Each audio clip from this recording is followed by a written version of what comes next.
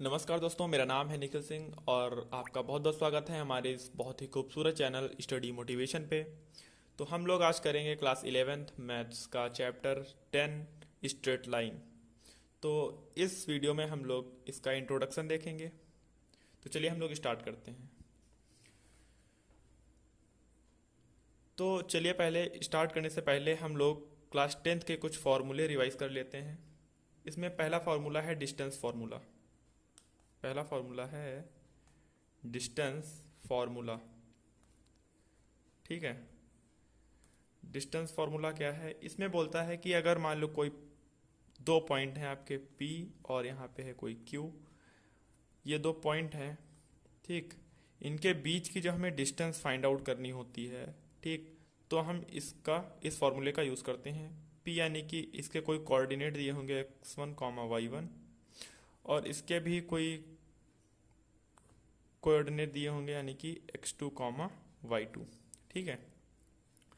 तो distance formula होता है अगर इसके बीच की दो पॉइंट हैं P एंड Q और अगर हमें इसके बीच की डिस्टेंस फाइंड आउट करनी है तो हम डिस्टेंस फार्मूला लगाएंगे। ये होता है P Q is equals to under root x2 minus x1 का होल ऑफ स्क्वायर, ठीक है, फिर प्लस y2 माइनस y1 का होल ऑफ स्क्वायर। ये होता है डिस्टेंस फार्मूला। एग्जाम्पल लेके समझते हैं। मान लीजिए एग्जाम्पल ले लेते हैं। हमें कोई पॉइंट दिया है A जिसके 2, 3 कोऑर्डिनेट हैं और दूसरा पॉइंट दिया हुआ है B, इसके कोऑर्डिनेट हैं 3, 2। हमने रैंडमली कोई भी चूज़ कर लिया है, आप कोई भी ले सकते हैं या क्वेश्चन में कोई भी पॉइंट दे सकता है और आप इसी फॉर्मूले से निकालेंगे। तो चलिए देखते हैं।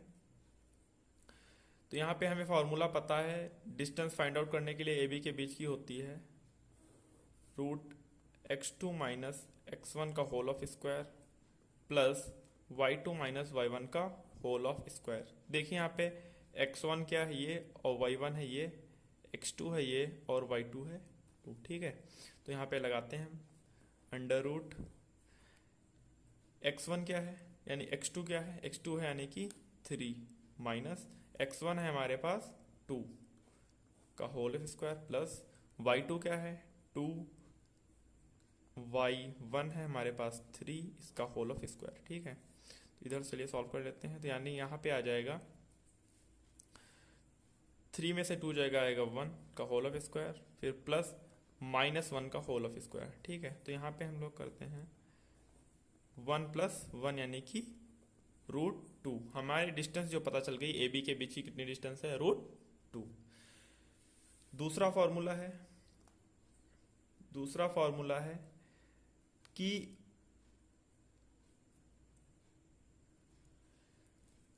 और इसका सेकंड फार्मूला है।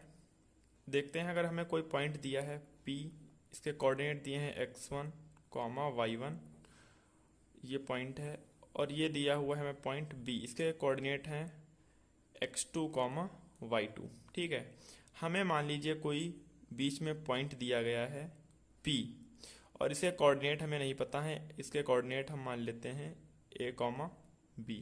ठीक है, a, b, या फिर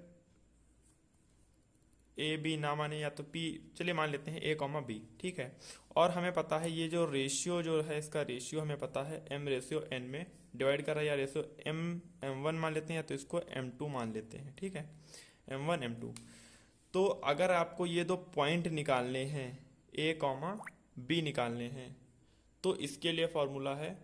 देखिए कौन सा फॉर्मूला है, यानी कि हमें क्या करना होगा, a, b पॉइंट निकालने के लिए P के यहाँ पे फॉर्मूला होता है m2x1 plus m1x2 by m1 plus m2। ठीक है। और इधर होता है m2y1 plus m1y2 upon m1 plus m2। ये क्या होता है, फॉर्मूला होता है हमारा पॉइंट्स निकालने के लिए। तो चलिए हम लोग एक एग्जांपल से सॉल्व कर लेते हैं। मान लीजिए हमें कोई ए पॉइंट दिया, यहाँ पे एग्जांपल डाल लेते हैं। ए पॉइंट दिया हुआ है जिसके 2, 3 ले लेते हैं कोऑर्डिनेट, और पॉइंट बी जो है उसके ले लेते हैं 4, 2। और बीच में कोई पॉइंट लेते हैं P, जिसको हम मान लेते हैं A कॉमा B, और रेशियो मान लेते हैं हम 1:2 में ये डिवाइड कर रहा है। ठीक, तो चलिए सॉल्व करते हैं। ये क्या हो गया x1 y1, ये हो गया x2 y2, ये होता है m1, ये होता है m2, और ये a b हमें निकालना है। ठीक है, तो हम यहाँ पे लिखेंगे p ऑफ a और b। ठीक है, m2 क्या है, यहाँ पे m2 है 2 इंटू x1 क्या है, x1 है हमारे पास 2 प्लस m1 यानी कि 1 इंटू x2 क्या है हमारे पास 4, तो into 4 by m1 plus m2 यानी कि 1 प्लस 2, इसको यहाँ पे कॉमा लगा देंगे। फिर m2 हमारे पास है 2 इंटू y1 y1 हमारे पास 3 प्लस m1 है 1, y2 है 2 बाई, फिर यहाँ पे 1 प्लस 2। ठीक है, तो करेंगे आगे 2 2 जा 4 प्लस 4 बाई 3 कॉमा 2 3 जा 6 प्लस 1 2 2 यानी कि 2 और 1 प्लस 3। ठीक है, तो यहाँ से आ जाएगा 4 4 8 बाई 3 और यहाँ पे आएगा 6 प्लस 8 बाई 3। ठीक, तो हमारे दोनों पॉइंट ही सेम आ गए हैं, ये दोनों पॉइंट सेम आ गए हैं। ये हमने रैंडमली ऐसे ही क्वेश्चन लिया था, यहाँ पे दोनों पॉइंट सेम आ गए हैं। तो आप ये ना समझिए कि सेम, तो आप ये ना समझिए कि यहाँ पे सेम ही आएंगे, कोई भी पॉइंट आ सकता है, हमने रैंडमली लिया है, ये कोइंसिडेंस है कि यहाँ पे दोनों पॉइंट सेम आ गए हैं। तो यहाँ से क्या हो जाएगा, a इज इक्वल्स टू आ जाएगा 8/3 और b भी आ जाएगा हमारा 8/3। ठीक है, ये होता है a, ये होता है b, कंपेयर कर देंगे तो a b की हमें वैल्यू मिल गई। अब यहाँ पे तीसरा फॉर्मूला है कि अगर, थर्ड फॉर्मूला देखते हैं। थर्ड क्या बोलता है कि अगर मान लीजिए हमारे पास कोई लाइन है, ये लाइन है, ठीक, ये पॉइंट A है, ये पॉइंट B है। मान लीजिए इसके x1 और y1 कोऑर्डिनेट हैं, इसके कोऑर्डिनेट हैं x2 कॉमा y2। ठीक है, और मान लीजिए ये पॉइंट जो है इसका मिड पॉइंट हमें दिया हुआ है, यानी कि मिड पॉइंट दिया हुआ है, कुछ भी मान लेते हैं, P मान लेते हैं। ठीक, मिड पॉइंट हमें दिया हुआ है। ठीक, अब रेशियो मान लेते हैं, यानी कि 1:1 में है या m:m में है। ठीक, तो ये a कॉमा b हो गया। ठीक, तो देखिए अब इसको कैसे निकाल, यानी कि अब हमें ए पॉइंट a और b निकालने हैं, यानी कि जब मिड पॉइंट दिया हुआ हो और हमें मिड यहाँ पे a और b निकालना हो तो क्या करेंगे हम लोग, यहाँ पे लिखेंगे p of a comma b is equals to x1 plus x2/2 और y1 प्लस y2/2। ठीक है, तो इसी से ये दोनों पॉइंट निकल आएंगे फार्मूला। यानी कि अब यहाँ पे मान लीजिए हम कोई एग्जांपल ले लेते हैं, x1 को ले लेते हैं, यहाँ पे 2,3 ले लेते हैं, और यहाँ पे x2/2 को ले लेते हैं 3,4। ठीक है, यानी कि ये a हो गया, ये हो गया b, और ये हमें पॉइंट दिए थे, यानी कि p का a और b निकालना है हमें। तो यहाँ पे मिड पॉइंट ले लेते हैं, 1:1 में डिवाइड कर रहा है। ठीक है, रेशियो हमें दिया है 1:1 में, तो अब यही फार्मूला लगाते हैं। यहाँ पे यहाँ पे p का हो जाएगा a comma b is equals to x1 क्या है हमारे पास, x1 प्लस x2 यानी कि 2 प्लस 3/2, और इधर आ जाएगा 4 प्लस 3/2, यानी कि y1 हमारे पास 3 और y2 है 4, यानी कि 3 प्लस 4/2। तो यहाँ से क्या आ जाएगा 2 3 5/2। देखिए आगे सॉल्व करते हैं, ये देखिए, और यहाँ पे सॉल्व करते हैं, क्या दिया हुआ है हमें, यहाँ से आ जाएगा p का a comma b is equals to 2 plus 3 यानी कि 5/2, और आ जाएगा 3 प्लस 4 7/2, यानी कि a हो जाएगा यहाँ से हमारा 5/2 और b हो जाएगा हमारा 7/2। ठीक है, समझ में आ गया होगा आपके। अब देखते हैं यहाँ पे इसका फोर्थ फॉर्मूला है, जो क्लास 10th में हमने पढ़ा था। फोर्थ फॉर्मूला है area of triangle, area of triangle. ठीक है, एरिया ऑफ ट्रायंगल यानी कि अगर आपको कोई ट्रायंगल दिया हुआ है, ठीक है, यहाँ पे a ले लेते हैं, ये हो जाएगा b, ये हो जाएगा c।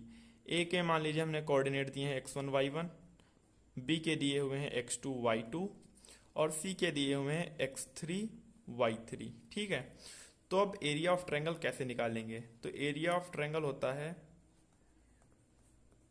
हाफ मॉडुलस ऑफ, इसका एक ट्रिक है याद करने की, वो पहले देखते हैं। यहाँ पे लिखिए x1, फिर ब्रैकेट बना दीजिए, फिर प्लस का साइन लगाइए, फिर x2, फिर ब्रैकेट, फिर प्लस, फिर x3 और फिर ब्रैकेट, यहाँ से ब्रैकेट लगा लीजिए ऐसे, और फिर मॉडुलस में बंद कर दीजिए। ठीक है, अब यहाँ पे देखिए वाई वाई लिख दीजिए, यहाँ पे वाई वाई वाई, यहाँ पे भी वाई और यहाँ पे भी वाई। अब इसकी ट्रिक है 2 3 3 1 1 2 और इन सब के बीच में माइनस का साइन। ठीक है, तो चलिए एक एग्जांपल ले लेते हैं कि हमें मान लीजिए ये कोई ट्रायंगल दिया हुआ है ए बी और सी। मान लीजिए इसके कोऑर्डिनेट हैं 2,3, इसके हैं 3,1 और इसके हैं 1,2। तो ये क्या हो जाएगा x1 y1 x2 y2 x3 y3। तो हमें एरिया ऑफ ट्रायंगल पता है, एग्जांपल से यहाँ पे एग्जांपल डालते हैं। तो हमें एरिया ऑफ ट्रायंगल पता है। एरिया ऑफ ट्रायंगल क्या होता है? एरिया ऑफ ट्रायंगल, तो एरिया ऑफ ट्रायंगल हमें पता है क्या होता है, हाफ मॉड ऑफ, यहाँ पे फिर लिखेंगे x1, फिर एक ब्रैकेट बनाएंगे, फिर यहाँ पे प्लस का साइन लगाएंगे, फिर x2, फिर ब्रैकेट, फिर प्लस का साइन, फिर x3 और फिर ब्रैकेट बना के मॉडुलस से बंद कर देंगे। ठीक है, फिर यहाँ पे आप वाई वाई लिख लीजिए, वाई 2 बार वाई लिख लीजिए। ठीक है, फिर यहाँ पे इसकी ट्रिक है 2 3 3 1 1 2। ठीक है, ये होता है एरिया ऑफ ट्रायंगल, यानी कि modulus of x1 into y2 minus y3, फिर plus x2 into y3 minus y1, फिर plus x3 into y1 minus y2। ठीक है, ये फॉर्मूला होता है एरिया ऑफ ट्रायंगल का। ठीक, तो हम यहाँ पे क्या करेंगे, हाफ x1 क्या आया हमारे पास, x1 हमारे पास क्या है यहाँ पे देखिए 2 है, तो 2 लिख देंगे। y2 क्या है, y2 है 1 माइनस y3 हमारे पास है 2। ठीक है, फिर प्लस x2 क्या है, x2 देखिए 3 है, y3 हमारे पास 2 है, माइनस y1 है 3, फिर प्लस x3 क्या है, x3 है हमारे पास 1, y1 3 माइनस y2 1। ठीक है, इसका मॉडुलस, तो हाफ मॉडुलस ऑफ 2 इंटू यहाँ पे हो जाएगा 1 में से 2 जाएगा तो यानी कि माइनस का 1, फिर प्लस 3, 2 में से 3 जाएगा यानी कि माइनस का 1 ये भी, फिर प्लस 1 और 3 में से 1 जाएगा यानी कि 2 मॉडुलस का। ठीक है, तो हाफ, फिर सॉल्व करेंगे, हाफ मॉडुलस का 2 इंटू 1 यानी कि माइनस का 2, माइनस का 3 प्लस का 2, तो प्लस का 2 से माइनस का 2 कैंसिल हो गया और यहाँ से आ जाएगा हाफ मॉडुलस लगा है यानी कि बचा माइनस का 3, लेकिन आ जाएगा बाहर 3, तो यानी कि 2 1.5 यानी कि एरिया ऑफ ट्रायंगल क्या आया है 1.5।